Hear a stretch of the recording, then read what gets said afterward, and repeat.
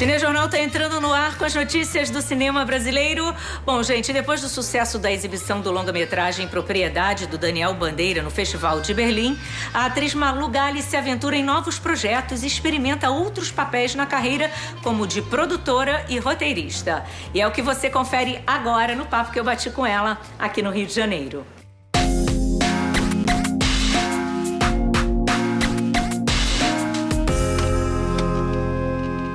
Malu, eu queria falar de um momento da tua vida, da tua carreira que você tá a fim de experimentar outros lugares, além de atuar, produzir, escrever, dirigir. Que momento é esse?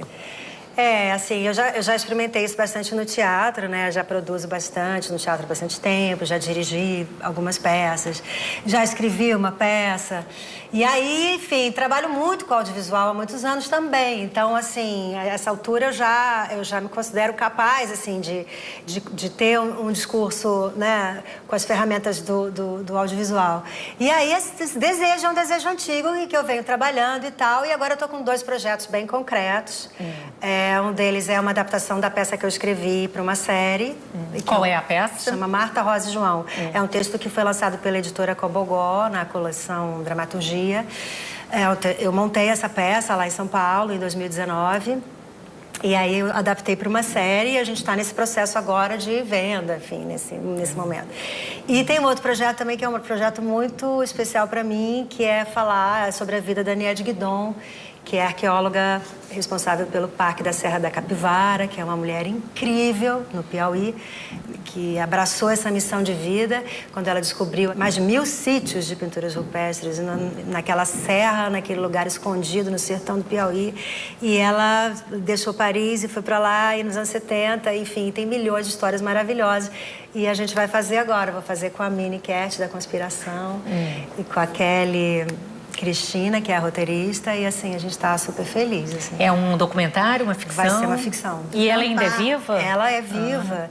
Ela vai fazer 90 anos agora. Ela tá lá, firme e forte, lutando, é uma guerreira, uma guerreira. E aí eu comecei a ouvir as histórias e tal, depois eu voltei pra lá com uma câmera, com uma amiga e tal, de carro, é um rally pra chegar lá. E a gente fez entrevistas com ela e com várias pessoas ligadas a ela e tal. E aí eu descobri as histórias incríveis que ela viveu e tal. E aí eu falei, nossa, isso vira um filme, isso dá um filme, isso dá uma série, isso dá o que a gente quiser, porque realmente é muito, muito legal.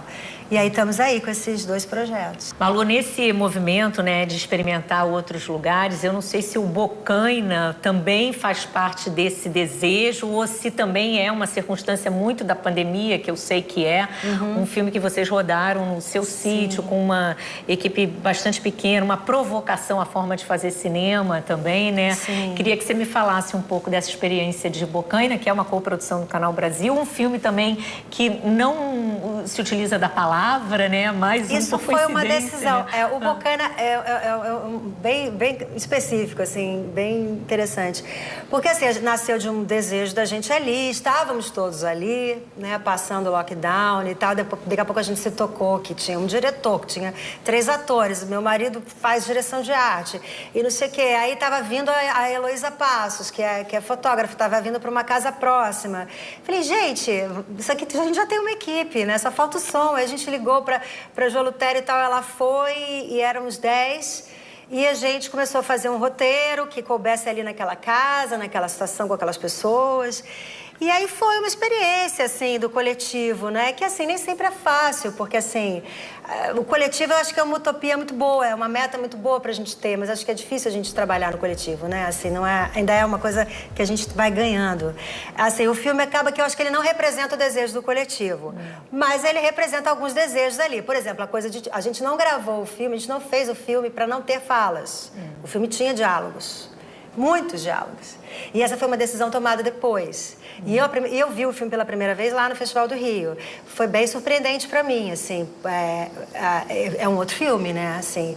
Mas eu vi que ele encontrou ali uma essência interessante de experimentação estética e tal, e que fala daquela natureza toda, daquela imersão que a gente estava na pandemia. Eu acho que o filme acaba que ele comunica muito sobre aquele momento nosso ali e tal, e a nossa relação com aquela natureza, né, que invadia a gente diariamente e tal. Eu acho que resultou interessante. Eu acho que A arte, ela tem esse poder, né, de...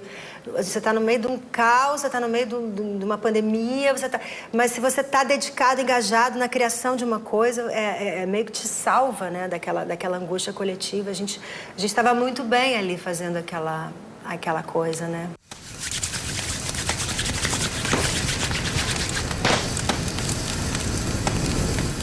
E um exercício também de fazer cinema de uma forma diferente. A gente sabe que o cinema é muito coletivo e o cinema é muito grande, né? É um empreendimento também. E, de repente, vocês fazem ali, né, 3 atores, um diretor, uma diretora de fotografia, o som, e vocês realizam, né?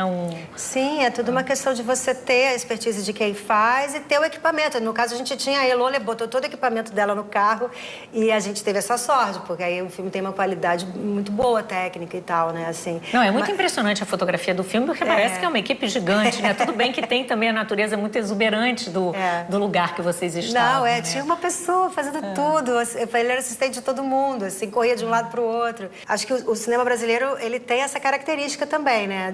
De ser de guerrilha e da gente fazer mesmo sem quase nada, porque acho que a gente tem uma mão de obra muito qualificada, né?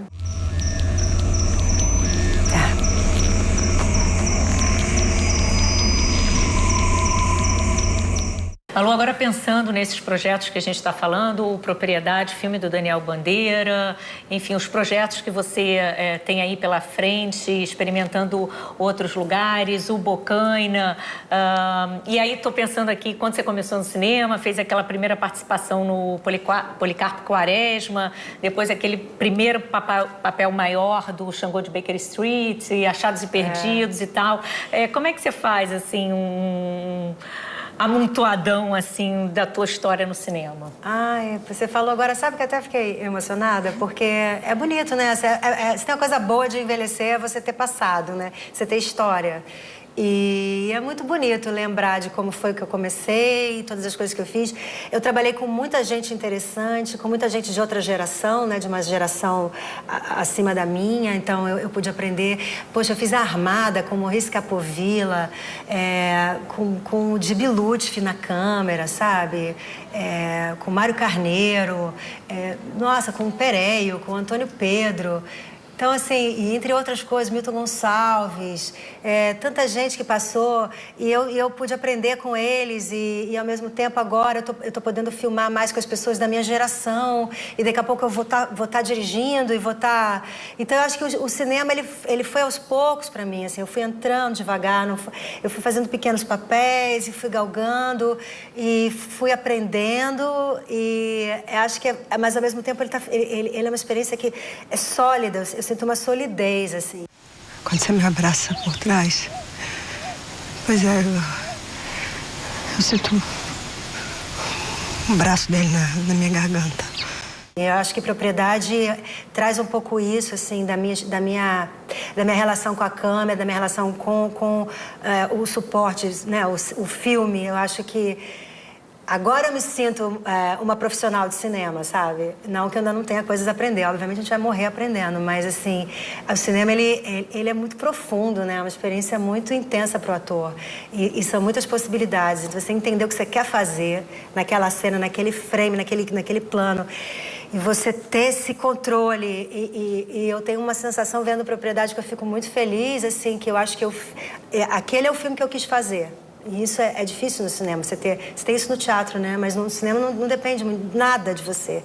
E Propriedade, pela escuta do Daniel, obviamente, que foi um parceiro maravilhoso, uma troca maravilhosa, mas eu falo, eu queria ter feito isso nessa cena, e eu fiz. Dona Mara, me ajuda a sair daqui, por favor! Bota juízo nesse povo, Dona Mara, me ajuda, por favor. Eu lembro muito bem, quando eu encontrei a Malu no Festival do Rio do ano passado, ela me falou, Simone, você tem que ver esse filme. Por quê, Malu?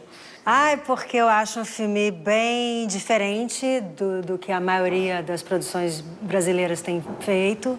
É um filme de gênero, né, que não é um terreno muito explorado ainda, acho que está começando a ser agora, mas é um filme de cunho social fortíssimo. Então ele aborda uma questão que é estrutural brasileira desde os primórdios, mas que continua muito relevante e muito urgente. Então, assim, eu acho que essa junção das duas coisas é muito original e eu gostei muito do resultado do filme. Então, eu ficava assim, vai ver, porque eu queria que as pessoas vissem. Porque agora a gente não sabe quanto tempo fica em cartaz e tal. Então, assim, a gente quer aproveitar os festivais o máximo possível para as pessoas verem, né? Para quem não assistiu ainda, o filme traz a história ali de pessoas que trabalham numa fazenda, né? Uma revolta dessas pessoas quando elas descobrem que a fazenda vai ser vendida, elas vão ficar sem emprego e daí a dona da fazenda acaba se refugiando dentro de um carro que é a sua personagem.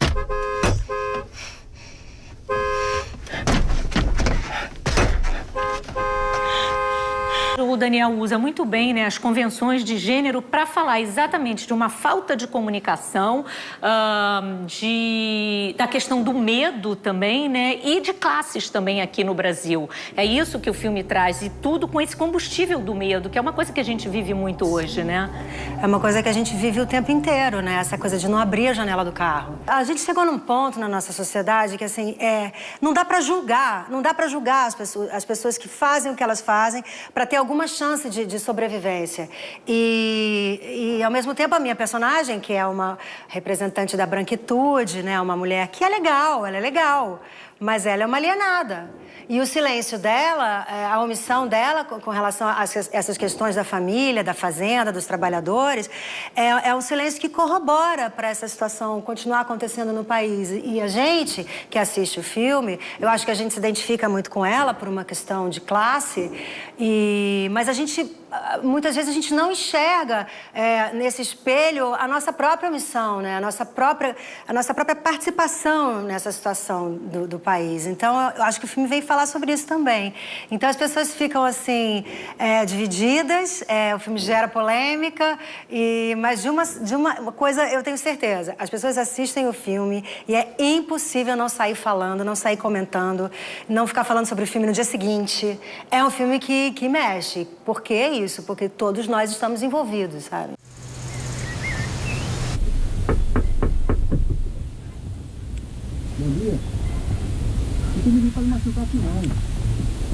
Agora, o teatro é o lugar da tua formação, é onde você sempre volta também para se alimentar, para a TV, para o cinema.